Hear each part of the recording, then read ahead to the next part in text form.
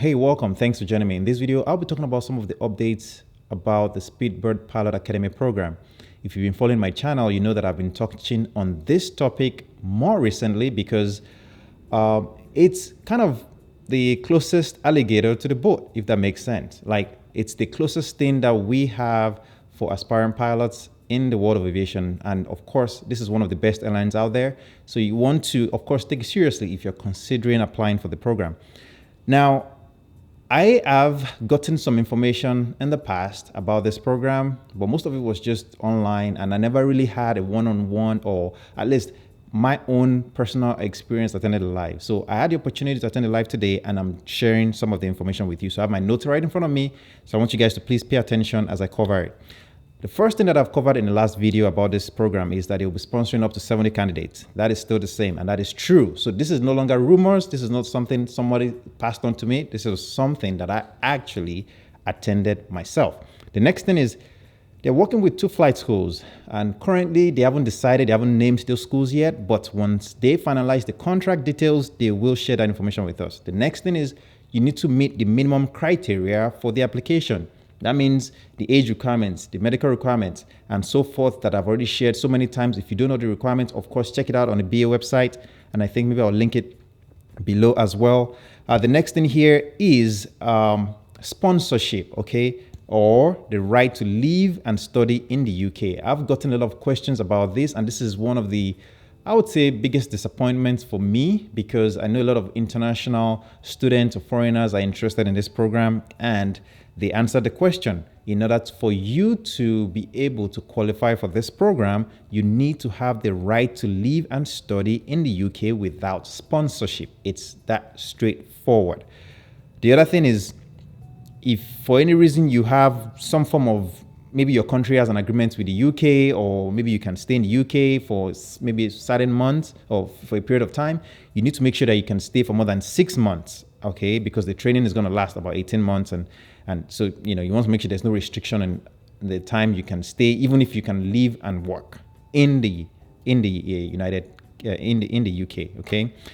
All right, of course, like I said, they are not going to sponsor anybody.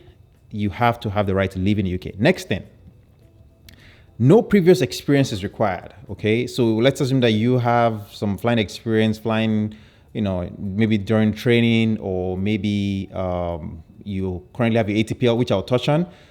You do not need any previous experience to apply. However, they recommend that you take at least maybe 30 minutes or half an hour form of training or flying to make sure that you don't get sick when the program starts. So my guess is, if a lot of people are applying, which a lot of people would apply, even though it's restricted to the people that can live and study in the UK and work in the UK, I'm sure a lot of people will be applying, which means if you have some form of flying experience, you are probably going to maybe get some point, maybe, okay? They didn't say that, that was just me adding that, okay? Because they're recommending it. So keep that in mind. And it makes sense. You don't want to go through all these processes and stages and assessments and then get to training and you start getting sick, or you're unable to cope with the motion sickness that you experience when you start flying as a new trainee. The next thing is, when it comes to the application opening date, they didn't say a specific date, but they mentioned that the application would open in a couple of weeks. That was what they said. But they recommend that you go on their socials and follow them. Like, for example, LinkedIn, and follow the BA recruiting team. Then you would be the first to get to know when the application opens up. The other thing that I've shared in my previous videos about this program is you can go on the website and sign up for job alerts. And when the application opens up, of course, you'll be getting the alert to let you know that the application is open and you can go and submit. Next is the flight school assessment will be in October. The BA assessment will be between November and December, and offers will be made around first week in December. All right, moving on. Training commence. So once you've gone through all these assessment phases, your training will start in the first quarter of 2024, actually precisely in March 2024.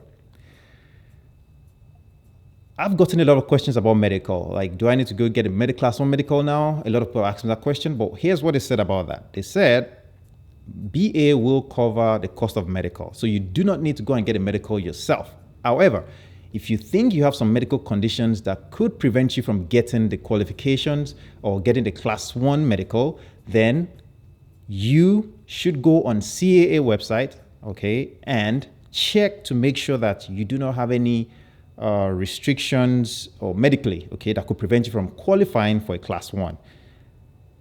Next, selection process, okay. I would share a screen about the selection process with you, but let me do a quick, actually, I'm going to cover that now.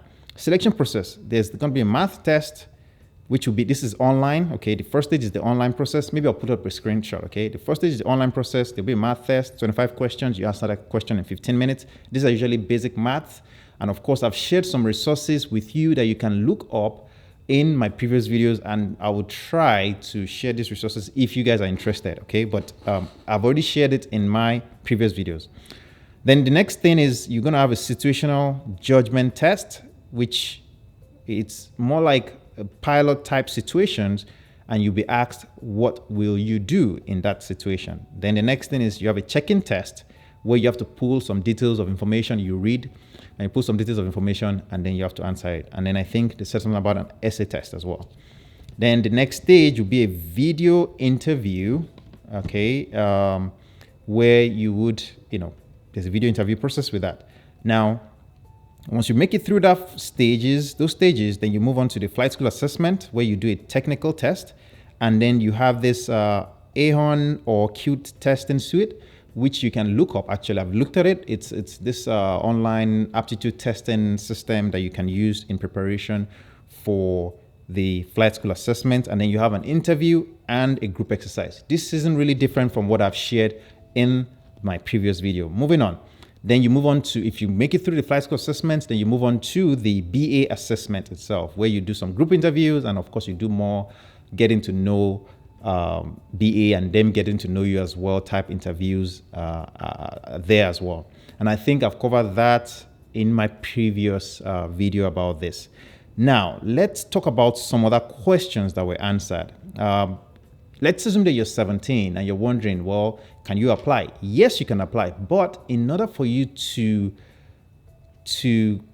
qualify, okay, to fully be qualified, you have to turn 18 before the 1st of March 2024. So if you're not going to turn 18 by the 1st of March 2024, then you can't apply, okay? Because you're not going to turn 18. So you have to turn 18 before you actually start training, okay? But you can apply. Let's assume you're 17 now and you're going to turn 18 in January, then you can apply. But let's assume you're 17 now, you're not going to turn 18 until April, then you won't be able to apply. So I hope that answers the question. The next thing is, age range is between 17 and 55 that can apply. I've already mentioned the medical that you can go look up on CA's website. Tips for assessment. I'm going to leave a screenshot on this. Maybe you guys will see it as well. You can pause the video if you want to look into it more, but I'll leave the screenshot, and I'll just mention some things that maybe are not really mentioned in that screenshot. There is no need for a cover letter, but your CV, okay, like your resume, okay, make sure it lists pilot competencies. Now, you can Google pilot competencies. I've known them because, well, I'm a pilot, but you can actually Google it to know some of these competencies. Most of them are basic things, but you just need to be able to apply those competencies into your CV somehow to be able to emphasize that you have the qualities and the skills to become a good, competent pilot. There are about 9 of them. So look it up and try to find ways or creative ways to put it into your CV. The next thing is to make sure that you want to have a motivation to be a pilot and a reason why you're choosing BA. And of course, make sure you research the 3, City Flyer, Euroflyer, and then BA as well. Make sure you research those companies, know much about them, because those things will help you during these assessment stages. Next thing is, they mentioned that it's going to be a yearly program going forward. Well, according to the plans anyway, they would try to do this program every year. So that means if you cannot apply now, then you can consider applying next year. Start thinking of examples to use for your test, okay? For example, when you are asked some certain questions about your experience, try to have examples that you can lean on to emphasize your skills as a professional, as a good candidate to become a professional pilot for British Airways. For example, is it customer service experiences that you've had where you can say, how you've helped people in your past to achieve their goals or to achieve something. It could be in the form of the jobs you did in the past. It could be your own personal experience. It could be some volunteering experience that you've acquired in the past. But make sure you're able to share those experiences and put them to answer those questions about pilot competencies, right? Make sure you use those experiences to support your competency as a good candidate, or at least a good pilot, good future pilot. All right, moving on to the other thing is BA will fund the cost of your medical. That was a question that was asked. No need for cover letters. And I think I mentioned that in my previous video where I said there might be a need for a resume or a cover letter, or both actually. But here they've said there isn't any need for cover letters. The next thing is the two things that would get you going at the beginning: your CV, your application, and those online assessment tests.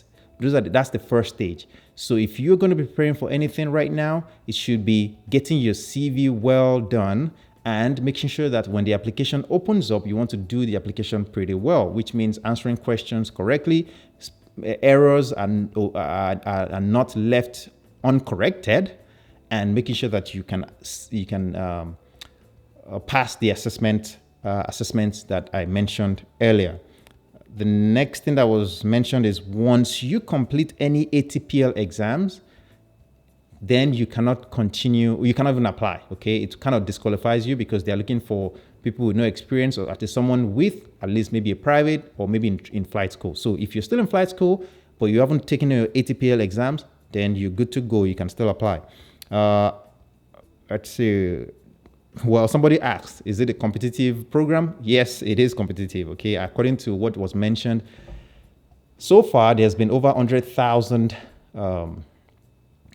traffic towards the website, okay? That means there's a lot of interest. Now, of course, this could be repetitive traffic as well, but the point here is there's a lot of interest in the program, and once it opens up, there's going to be a lot of, it's going to be competitive. So you want to make sure that you put your best foot forward. Sell yourself. That's, I think you guys will see it on the screen, like I mentioned. Sell yourself. Make sure you have those pilot competencies, answer questions correctly. Don't leave errors, okay? An example that was mentioned was, how people would put in a name of a different airline in some of the applications, like, oh, I would love to fly with Ryan here because that's just something that they copied and pasted because somebody else used that answer or whatever, and you just copy and paste it. So anyway, you don't want to leave errors in your application. All right. If you start ATPL program, whether the exams or any form of ATPL stage, then it will disqualify you, like I mentioned already. Starting salary will be £34,000 plus allowances once you complete your training. Your type rating will be covered. And of course, I already mentioned the age. I already mentioned the time to start. I already mentioned the duration of all of this. Well, that's really all. I hope that most of this really answered your question. The live went on for about an hour, 20 minutes, and it was something that I was just fortunate to be part of, and I'm bringing it to you guys. I hope you guys have found value in this one. Please don't forget to drop a like, don't forget to subscribe to the channel, and of course, if you are not interested in this program because you cannot qualify, do not worry. I still have more opportunities for sponsorships and more opportunities for programs like this where you may be able to still achieve your goal as a professional pilot. I'll see you in the next one.